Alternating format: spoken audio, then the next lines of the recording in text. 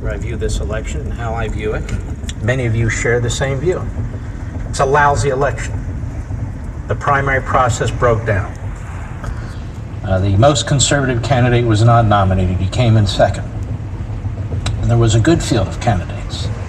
I'd say 4 or 5 of them would have been very good presidential material. I had a very open mind at the beginning of the primary process about most of the candidates, not all of them.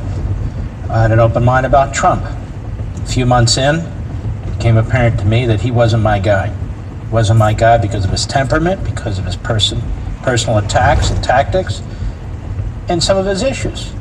I mean, when you share Bernie Sanders' views on trade, when you share Bernie Sanders' view on tariffs, that's a problem. It's a huge problem, because that's an attack on capitalism and free will, and quite frankly, unalienable rights. But there you have it.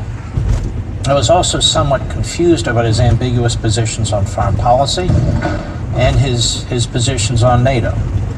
Now, we have a ghost in here. Oh yes, the ghost of those men right there. They're great. They just knocked the book over.